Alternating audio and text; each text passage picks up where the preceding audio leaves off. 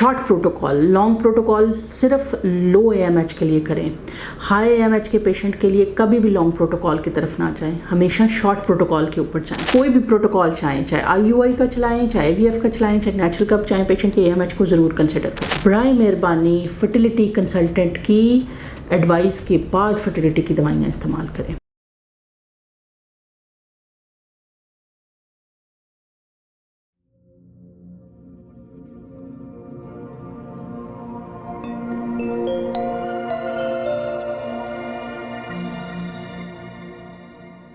जी अस्सलाम वालेकुम, मैं हूं डॉक्टर नाइला, कंसल्टेंट गायनेकोलॉजिस्ट और फर्टिलिटी स्पेशलिस्ट गायनी सोल्यूशन के फोरम से।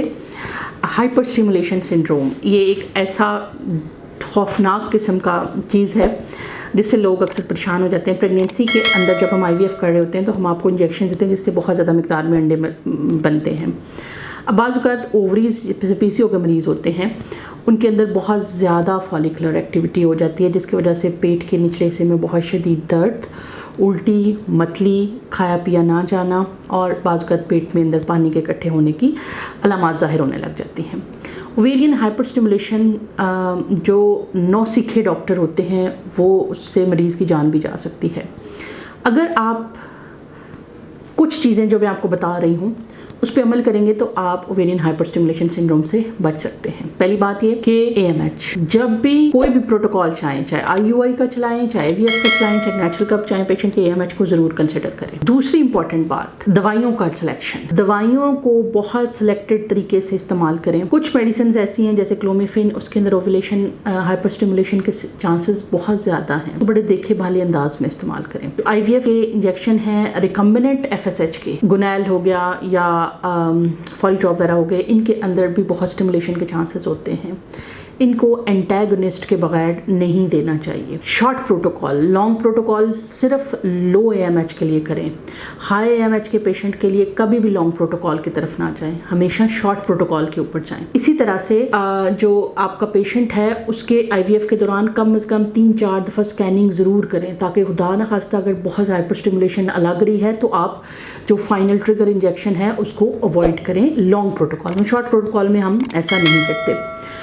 तीसरी इंपॉर्टेंट चीज़ ये है कि अगर आपको ये चीज़ लग रही है कि इस मरीज़ के अंदर हाइपर स्टिमुलेशन होगी तो उसको अंडर ऑब्जर्वेशन रखें, उसको अपने पास 2-3 दिन अपने पास एडमिट रखें।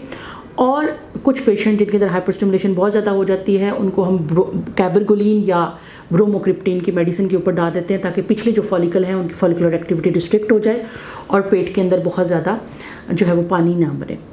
पेशेंट को कहें कि ओरली पानी ले, ORS, या अगर वो ओरली पानी नहीं ले सकता तो पेशाब के खराज के हिसाब से उसको IV फ्लूइड दें।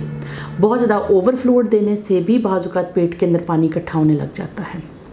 और पेशेंट का अगर पेट के अंदर पानी बहुत ज़्यादा हो गया तो उसको टैपिंग को अवॉइड करें बजाय इसके, बल्कि एल्ब्यूमिन जो है उनकी ड्रिप्स उसमें बड़ी हेल्पफुल होती हैं। पेशेंट को एल्ब्यूमिन की ड्रिप दी जा सकती हैं।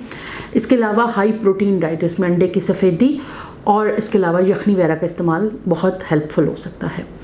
और इसी तरह से अगर फेफड़ों के अंदर पानी इकट्ठा होता है तो उस सूरत हाल के अंदर आप जो टैप है, प्लूरल टैप है, वो करवा लें ताकि पेशेंट को सांस लेने के अंदर जो है वो मुश्किल ना हो। ओवेरियन हाइपर स्टिमुलेशन फर्टिलिटी का एक नाइटमेयर है, लेकिन इसको मोस्टली वही लोग सफ़र करते हैं जो कि फर्टिलिटी की एंडोक्राइनोलॉजी से, रिप्रोडक्टिव एंडोक्राइनोलॉजी से अच्छी तरह से वाकिफ़ नहीं होते और मेडिसिन्स को बेदरगी इस्तेमाल करते हैं।